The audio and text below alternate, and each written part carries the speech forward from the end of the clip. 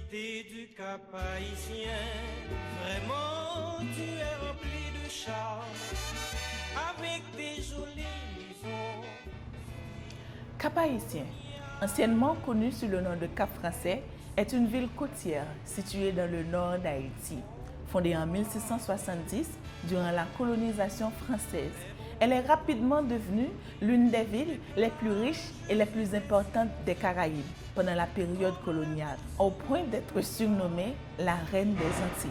Elle fut le centre administratif et économique de la Révolution française et son port florissant accueillait de nombreux navires marchands connus sous le nom de Guayco durant la période de la colonisation espagnole. La ville a pris officiellement le nom de Cap-Français en 1711 par un décret royal en raison de son importance économique pour la France. Toi bien-aimé, Henri-Christophe ce génie, cette main de fer, ce constructeur. Aujourd'hui, avec une population estimée environ 700 000 habitants, Cap-Haïtien constitue la capitale de la région du Grand Nord et l'une des villes les plus peuplées d'Haïti. La commune comprend 3 sections communales, Haut-du-Cap, Banc-du-Nord et Petit-Anse, situées à 250 km de Port-au-Prince. Elle bénéficie d'une ouverture sur l'océan Atlantique qui lui permet d'accueillir, grâce à son port et son aéroport, des milliers de visiteurs nationaux et internationaux chaque année. Le Cap-Haïtien possède de nombreux sites touristiques et historiques remarquables, notamment le Palais Sans Souci, la Citadelle La Ferrière, Vertières, Labadie, Cormier, Ducroix, ainsi que le Fort de la Nativité et de Picolet. Sur le plan religieux, la population pratique principalement le christianisme et le vaudou, tandis que diverses organisations et associations culturelles participent également à la vie sociale de la ville.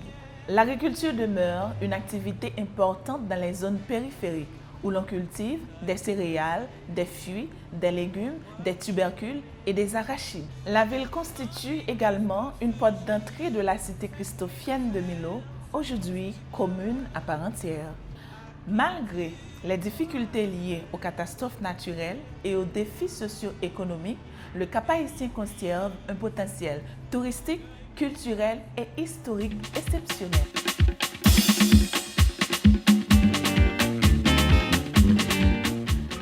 Située sur la côte du nord d'Haïti et traversée par la rivière du Haut-du-Cap, la ville est la deuxième plus grande agglomération du pays.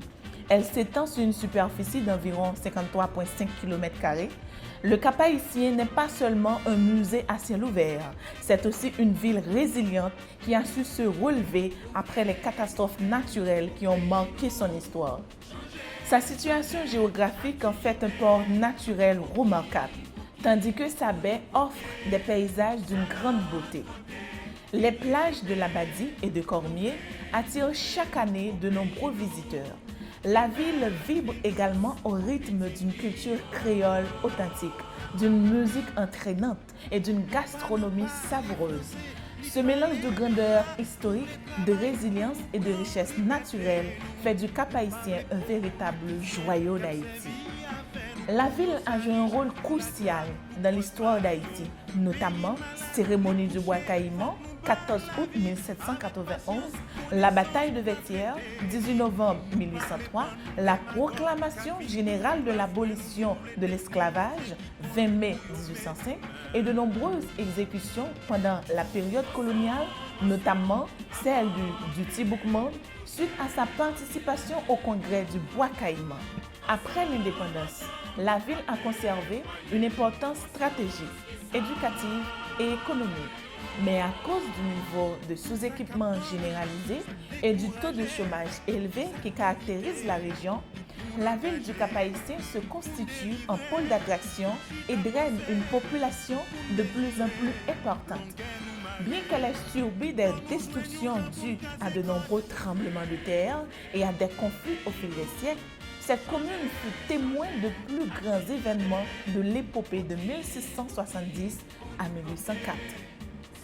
Cap-Haïtien, où l'hospitalité et la tranquillité règnent en maître, est surnommée la capitale historique et touristique d'Haïti. est bien plus qu'une ville, mais un tableau et un monument historique. Elle représente le témoignage vivant de la grandeur du passé glorieux de la première République noire du monde. Une cité emblématique qui attire non seulement pour ses monuments historiques et ses paysages, mais aussi pour la musique, l'art, l'hospitalité et la convivialité de ses habitants. Pour les touristes en quête d'une expérience authentique en Haïti, Cap-Haïtien est une destination incontournable. Que vous soyez passionné d'histoire, amoureux de la nature ou simplement à la recherche d'un lieu de paix pour vous ressourcer, cette ville a tout pour plaire. Malgré les défis auxquels elle fait face, notamment le coût de la vie, cas d'inondation, sécheresse, poussière, Cap-Haïtien reste une ville d'espoir et de résilience. Son potentiel touristique et culturel est immense et elle continue de séduire ceux qui cherchent à découvrir l'essence même d'Haïti. Cap-Haïtien incarne à lui seul l'âme d'Haïti.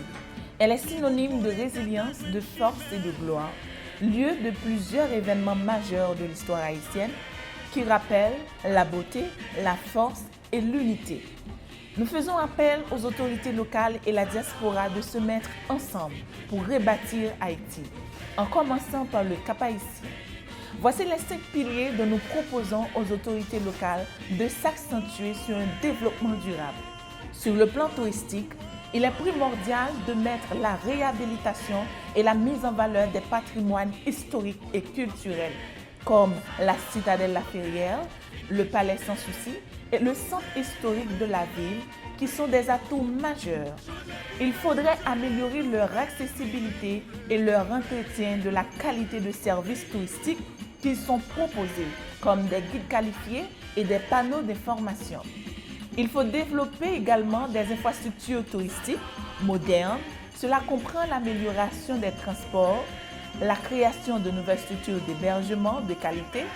Il faudrait aussi penser à des infrastructures de loisirs et de détente, comme des plages et des places publiques aménagées et sécurisées pour les touristes. Il est crucial aujourd'hui de promouvoir activement le Cap-Haïtien comme destination touristique, tant au niveau national qu'international.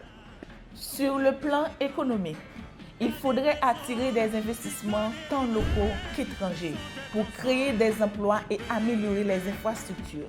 Cela pourrait passer des incitations fiscales, des simplifications administratives et la mise en valeur du potentiel touristique, culturel et historique de la ville. Politiquement, une gouvernance locale forte et transparente serait essentielle.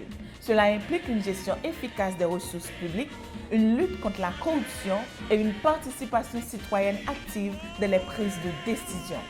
La mise en place de politiques publiques cohérentes et à long terme, axées sur le développement durable, serait également cruciale.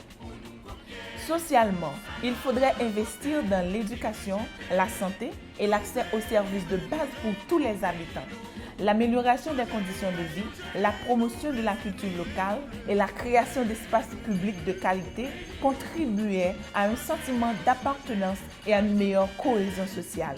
Il serait aussi important de renforcer la sécurité pour rendre la ville plus attractive et plus agréable à vivre, car tant vaut l'éducation et la sécurité, tant vaut la nation.